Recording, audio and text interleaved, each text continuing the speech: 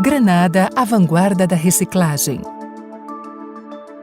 Em 1996, a província de Granada elaborou o primeiro plano diretor para o tratamento de resíduos sólidos urbanos, que apostava em o tratamento mecânico-biológico dos resíduos de toda a província.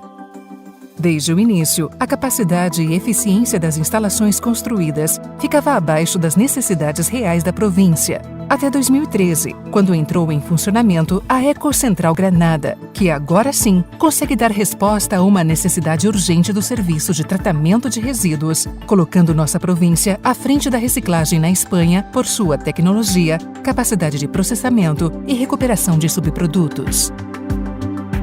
A planta foi projetada, construída e montada pela empresa Stadler, dotada dos últimos avanços em tecnologia alemã. A experiência da Stadler, com mais de 150 plantas de tratamento de resíduos construídas por todo o mundo, é sinônimo de conhecimento, técnica de qualidade e garantia de sucesso para a Ecocentral Granada.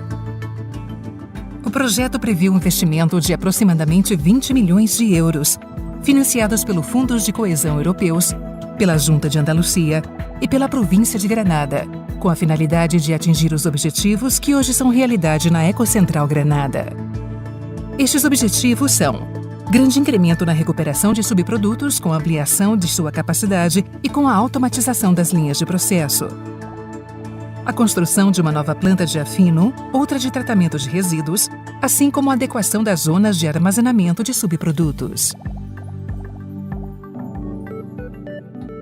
A Ecocentral Granada tem uma capacidade para processar até 450 mil toneladas de resíduos ao ano. Este processo começa com a recepção e pesagem dos caminhões que transportam os resíduos desde as plantas de transferência repartidas por toda a província até a Ecocentral Granada. Uma vez depositados os resíduos na zona de descarga, mediante uma garra hidráulica, é feita a entrada do material recepcionado para começar o processo propriamente dito. Os resíduos passam por uma primeira cabine de triagem, onde começa a primeira classificação dos subprodutos: vidro, férricos, papel e papelão. Começamos a recuperar. Estes valiosos materiais são depositados em containers para seu posterior transporte até as empresas recicladoras. Outros materiais que podem obstruir o processo posterior de recuperação também são separados do fluxo e levados a um depósito de lixo controlado. O resto dos resíduos continua na linha de processo para sua classificação. Este fluxo continua até a peneira giratória primária, onde os resíduos são peneirados, gerando duas novas linhas de processo: materiais inferiores a 80 milímetros, formados na maioria por matéria orgânica, e matérias maiores que 80 milímetros, que constituem o transbordo da peneira giratória. Da fração orgânica separada pela peneira, é recuperado com a ajuda de um eletroímã o material férrico que possa existir. Estes serão enviados à prensa de férricos, onde serão preparados os fardos que seguirão para as empresas recicladoras. Materiais férricos recuperados. Enquanto isso, o resto da fração orgânica é enviado para containers mediante uma esteira rotativa e será transportado para a área de compostagem. Lá, mediante o processo biológico controlado e a ação das máquinas giratórias, conseguiremos sua estabilização e, como resultado, o material apto para o seu uso como composto. Matéria orgânica recuperada. Lembramos que na peneira giratória primária, a matéria foi classificada em fração orgânica menor que 80 milímetros e, no resto, maior que estes 80 milímetros, também chamado de transbordo da peneira giratória. Pois bem, este fluxo de resíduos ainda é o grosso do material a ser processado. Por isso, ele passa por uma segunda peneira giratória, denominada peneiras de embalagem, onde classificaremos os resíduos em materiais soltos de 80 a 200 milímetros, sacos fechados e embalagens de 200 a 350 milímetros, e o resto maior que 350 milímetros. Os materiais soltos de 80 a 200 milímetros irão através de uma esteira transportadora diretamente a um separador balístico. Os outros dois fluxos de materiais peneirados são introduzidos em uma segunda cabine de triagem para uma nova separação manual de papel e papelão, sucata e algumas embalagens de plástico. Neste caso do fluxo, que ainda contém sacos fechados, é introduzida uma máquina rasga-sacos depois da cabine de triagem secundária, liberando os materiais recuperáveis. Este fluxo é conduzido a um segundo separador balístico. Os balísticos são equipamentos com pás inclinadas dispostas em formas de pedais, de tal forma que seu movimento provoca a separação dos resíduos em 3 fluxos.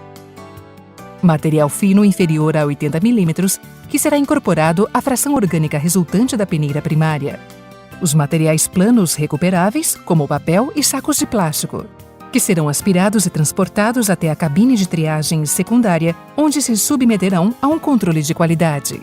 E, finalmente, a chamada fração rolante, que é o fluxo mais rico em subprodutos. Da fração rolante extrairemos alumínio, aço, Tetra Paks e diferentes tipos de plásticos. Em primeiro lugar, separamos o aço do resto dos materiais com a ajuda de um eletroimã para enviá-lo à prensa de férricos e, seguidamente, às empresas recicladoras. Aço recuperado.